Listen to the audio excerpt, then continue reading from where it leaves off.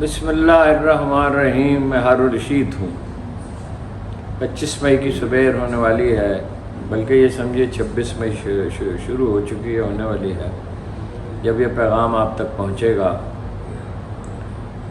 پختونخوا پنجاب کے میدانوں میں پی ٹی آئی پہ جو الغار جاری ہے، اس کی وجہ سے کراچی کو لوگ بھول گئے. ایک مارکا کراچی میں بھی برپا ہے. 2 دن سے میں کراچی میں ہوں. بہت لوگوں سے تو ملاقات نہیں ہو سکی، لیکن جناب نعیم الرحمان سے تفصیلی گفتگو رہی. حافظ نعیم الرحمان صاحب سے جو میرے کو امیدوار ہیں، اور کوئی دوستوں سے بھی گفتگو ہوئی.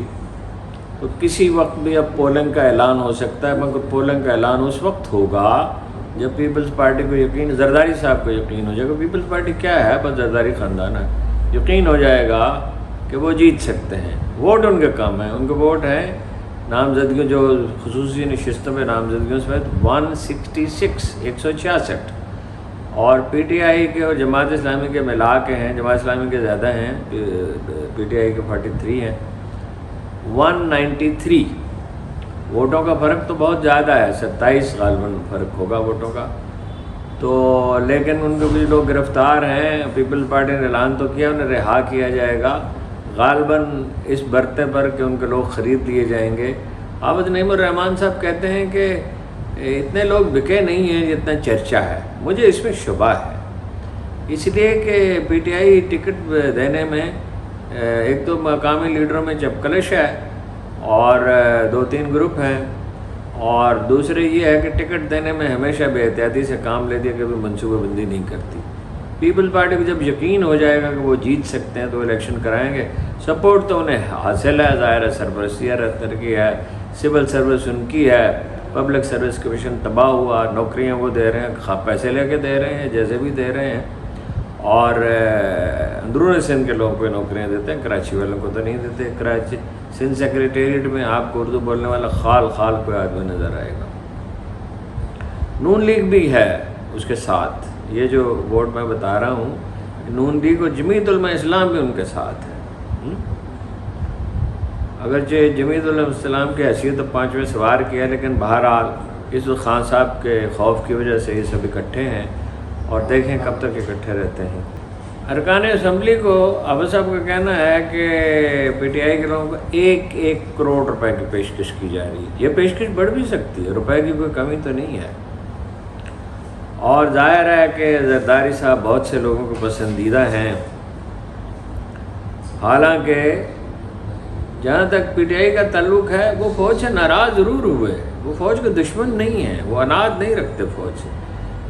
زرداری صاحب تو فوج سے اناد رکھتے ہیں. لوگ بھول گئے کہ آئی ایس آئی کو ایک دن انہوں نے وزارت داخلہ کا ماتحت کر دیا تھا. لوگ بھول گئے کہ حسین حقانی کو کس کام کے لیے انہوں نے استعمال کرنے کی کوشش کی تھی، جو پاکستان کا غدار ہے. کوئی آدمی وہ کلپ نکالے ان کے والد گرامی کا، زرداری صاحب کے، جس میں وہ کہتے ہیں جناح ایک پاگل آدمی تھا. یہ کم و بیش ایگزیکٹ الفاظ ہیں. پہلی کابینہ کے تشکیل کے بارے میں انہوں نے کہا اس میں مشرقی پاکستان کو مساوی نمائندگی نہیں دی گئی. تو اب کوئی زیادہ سخت لفظ میں استعمال نہیں کرنا چاہتا، وہ اس دنیا میں نہیں ہے.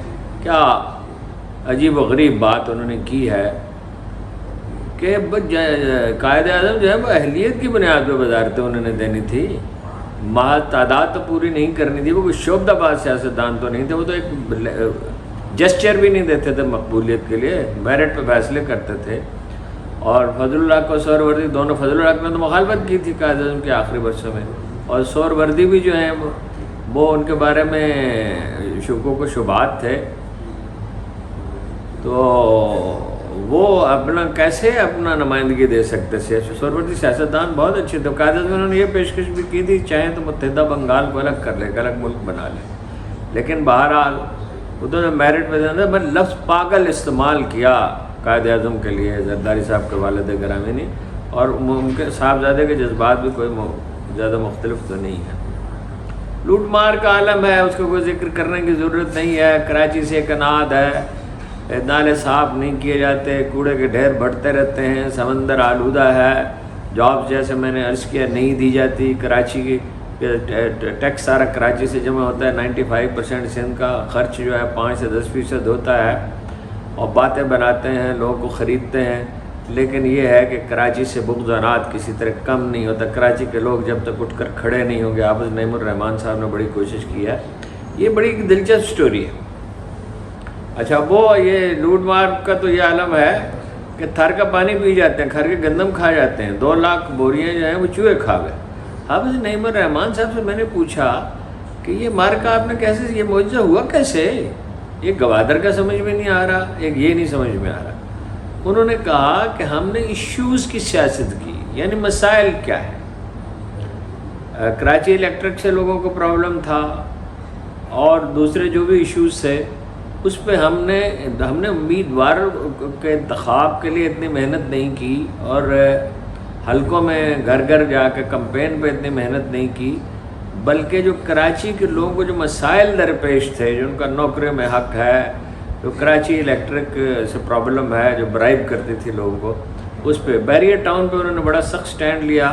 اور اگرچہ اپنا ملک ریاض نے پیشکش کرتے رہے کہ ہر وہ آدمی جس کی وہ سفارش کریں گے اسے اکاموڈیٹ کر لیں گے. انہوں نے کہا نہیں, جتنے لوگ متاثر ہوئے ہیں ان سب کو کمپنسیٹ کرنا پڑے گا آپ کو.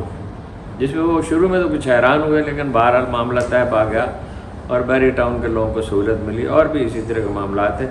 بہت محنت کی, برسوں تک کی, سروے کیے, بڑے اچھے سروے کیے, ان کی بنیاد مسائل کیا ہیں, لوگ کیا توقعات رکھتے ہیں. یہ تو سب جانتے ہیں. جماعت اسلامی کی سیاست تو قابل قبول نہیں ہے لوگوں کے لیے, جو بھی اس کی وجوہات ہیں اس پہ الگ سے کبھی بات کریں گے. لیکن گوادر میں ایک بڑا کارنامہ انہوں نے انجام دیا ہے, جہاں پہ صدیوں سے جو مچھیروں کا رزق سمندر سے وابستہ تھا اور ان پہ وہ کراچی کے ارب پتی چڑھ دوڑے تھے اور انہیں 4 ماہ جیل میں رکھا گیا. آخرکار سپریم کورٹ سے مولانا ہدایت الرحمان کی رہائی ہوئی. تو نعیم الرحمان منتخب تو ہو سکتے ہیں, تھوڑا سا امکان ہے. ویسے تو وہ پوری کوشش کریں گے سب لوگ مل جل کے کہ نہ ہوں, لیکن انہیں کام کرنے نہیں دیا جائے گا اگر وہ آ بھی گئے. یہ ایک نقطہ نظر ہے. دوسرا نقطہ نظر ہے, جب وہ آ جائیں گے تو شہر جاگ اٹھے گا, ان کے راستے کی رکاوٹیں دور ہونے لگے گی. اور اس میں سب سے دلچسپ نقطہ یہ ہے کہ آئین میں لکھا ہے بلدیاتی ادارے ہونے چاہیے, ان کے پاس اختیارات ہونے چاہیے. اور ساری دنیا پہ نگاہ ڈالیں اور تاریخ پہ نگاہ ڈالیں تو دنیا کی میں جمہوریت کی بحالی میں, لیڈرشپ پیدا کرنے میں اور ترقیاتی کاموں میں بلدیات کا کردار صوبائی اور مرکزی حکومتوں سے بھی زیادہ اہم ہوتا ہے. مقامی ضرورتوں کو مقامی لوگ ہی سمجھ سکتے ہیں, لیکن اس کی طرف سے ہم نے آنکھیں بند کر لی ہیں. اور جب قومیں جہالت کا شکار ہوتی ہیں, ان میں شعور کو فروغ نہیں دیا جاتا, تو ظاہر ہے وہ اپنی ترجیحات ٹھیک طور پہ متعین نہیں کر سکتی. کراچی میں اگلے چند ہفتے اہم ہیں. اب دیکھیے اس بحر کی تہہ سے اچھلتا ہے کیا, اور گنبد نیل و فری رنگ بدلتا ہے کیا.